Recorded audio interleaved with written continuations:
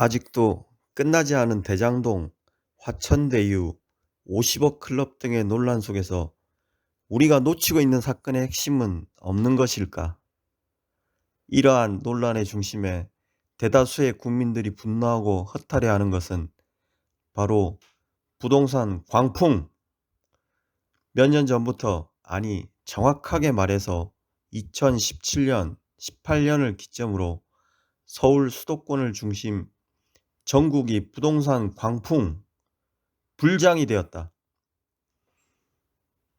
왜 이렇게 부동산, 즉 집값 폭등 현상이 일어나고 있는지에 대해서 이유를 알 수 없는 미스테리한 의문을 가졌던 것은 나만이 아닐 것이다.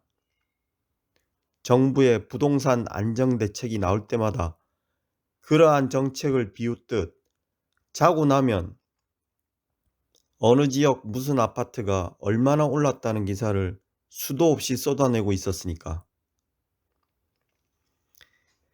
그런데 대장동 화천대유 사건이 터지고 난 후 이유를 알 수 없었던 그 미스테리한 현상들에 대한 단서들이 하나둘씩 드러나고 이제야 그 퍼즐의 조각들을 맞춘 느낌이다.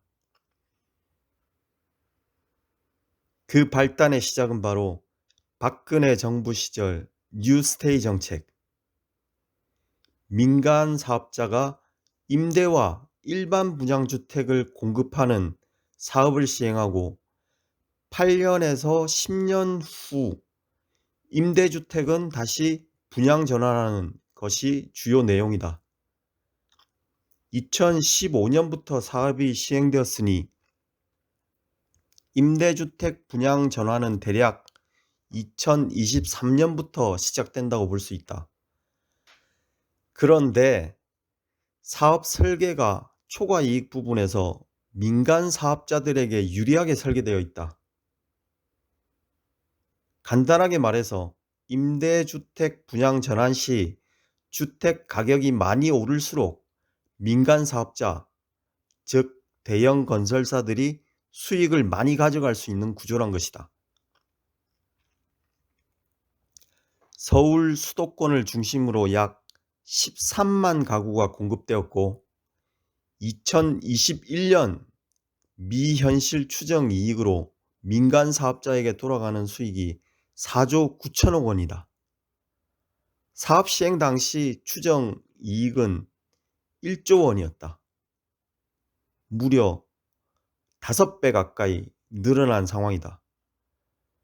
그 민간 사업자들은 우리가 너무나도 잘 알고 있는 롯데, 대우, 한화, GS, 현대산업개발, 현대, SK, 서희, 호반, 중흥, KCC 등등이다.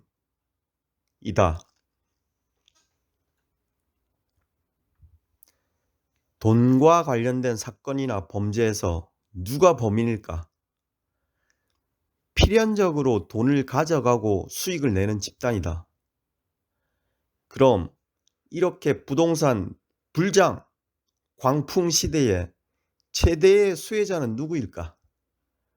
당연히 위에서 언급한 민간 건설사들이다. 이렇게 많은 수익을 만들기 위해 정치인, 언론인 등의 조력자를 끌어들여서 전 국민을 부동산 지옥으로 내몬 것이다. 최근 몇 년간 하루가 멀다 하고 자고 일어나면 매일 언론에서 떠들어대는 것이 부동산이 얼마나 올랐나였다. 누가, 왜, 무슨 이유로 이런 환경을 조성했는지 합리적 추론이 가능하지 않은가? 대한민국은 자본주의 사회다. 돈의 힘이 정치, 언론을 장악할 수 있다고 생각하지 않는가? 아니, 하나가 빠졌다. 사법까지. 화천대유의 50억 클럽의 주역들이 대부분 검찰과 판사 출신들이 아니던가. 정치인, 언론인, 법조계는 그 큰돈에서 떨어지는 떡고물에 기생하는 조력자들일 뿐이다. 법적으로 매각할 수 있는 시점이 최소 8년 후라는 걸 감안하면 실제 매각 시점은 2025년에서 2028년이 될 것이다. 집값이 더 오르면 오를수록 민간 사업자들의 수익은 더 오른다. 지금이라도 관련법을 개정해서 민간 사업자들의 초과 수익에 대한 환수 방안을 마련하지 않는다면 앞으로도 부동산 카르텔의 은밀한 공작은 지속될 것이다.